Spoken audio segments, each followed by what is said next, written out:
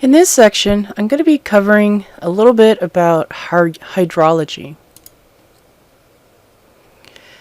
And we're going to use the tool called ArcHydro to do this. ArcHydro is a comprehensive tool for analyzing surface and groundwater. And we're going to use a little bit of ArcHydro's data model.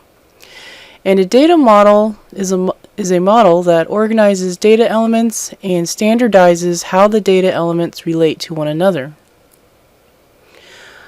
This often involves a process of moving from conceptual modeling to an actual physical schema. So recall earlier I showed this image here of the real world and how a GIS world model of this real world might potentially look like. Now this one is very, very simple. And if we take a look at ArcHydro's model, we can see that it's a lot more sophisticated. So the one in the previous slide is kind of a really simplified example of what a data model is, and this one is a little bit more sophisticated. So we're not going to use ArcHydro's data model in any kind of comprehensive way. What we are going to use instead is a very small portion of it, probably only maybe 5% of this model, to simply process or use the terrain processing tools to extract watershed, drainage line, and drainage point information. So what we're going to do here is just take a closer look at the ArcHydro data model.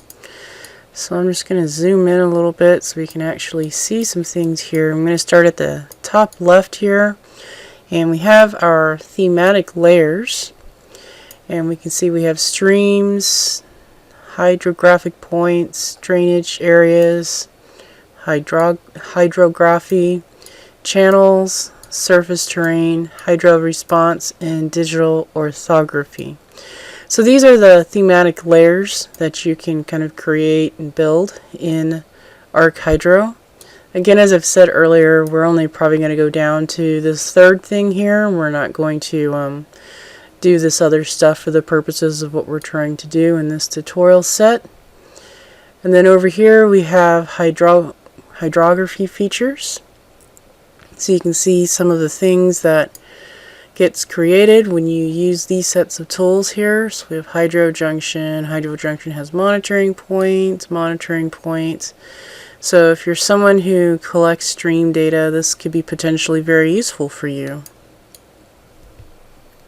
Over here on the right side is information on drainage features. So we have catchments, hydro junction has watershed, basin, drainage points.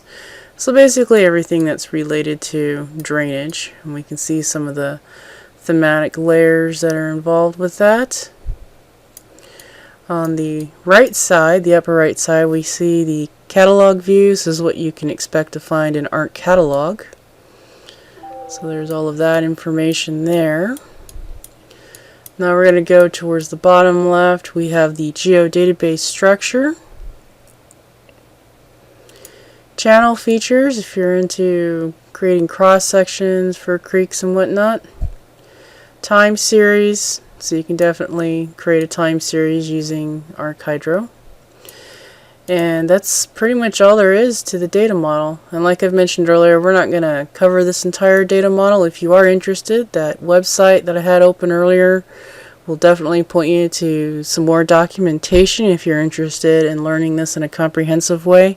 There's also a textbook written for this called ArcHydro, and you can purchase it through Amazon.com or any other place that might sell it.